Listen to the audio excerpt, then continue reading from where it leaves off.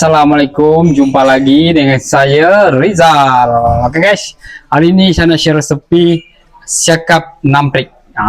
Ini siakap namprik ini dia pedas-pedas tau.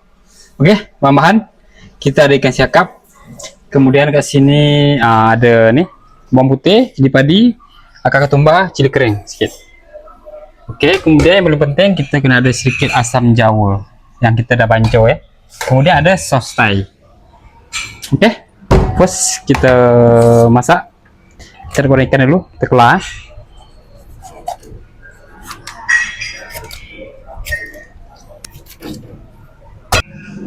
Sebelum kita nak goreng, kita kena perasakan ikannya dengan garam sedikit, kunyit sedikit, tepung jagung sedikit, kemudian kita taruh sedikit telur. Oke, kemudian kita gaul. Kita gaul guna tangan ya, tangan saya dah basuh.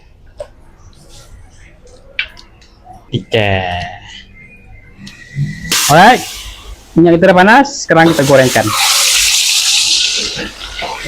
Kita goreng hingga dia garing. Bahan-bahannya cili padi, bawang putih, cili kering, akar ketumbar. Ikan kita dah garing, dia akan jadi macam ini guys. Kalau nampak, garing ya. Oke, kita masuk dalam nih, dalam pinggan. Sekarang kita nak masak dia punya kuah. Oke, ini minyak bekas goreng ikan. Kemudian kita masukkan bahan yang kita dah kisah. Sudah.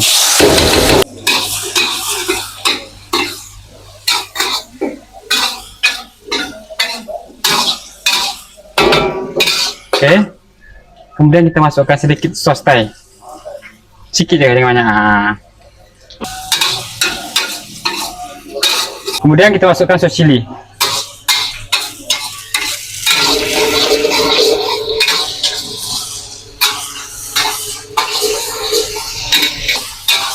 Oke, bila dia dah macam ni, dah macam minyak, air asam jawa. Kemudian kita buka api. Oke guys, untuk perasa dia, sikit aji, kemudian gula sikit, garam sedikit, kemudian kicap sotong sikit. Kemudian kita buka api.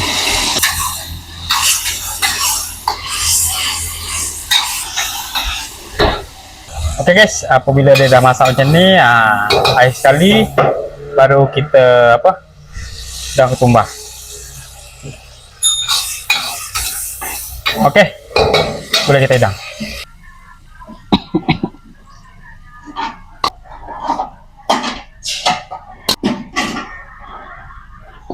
Oke guys, inilah dia siakap namprik. Ini pedas ya. Kalau korang suka pedas, korang boleh cuba. Mana-mana yang tak suka pedas tu, korang tak boleh lah cuba resipi ni. Lagi sekali, tabur lagi dengan ketumbar.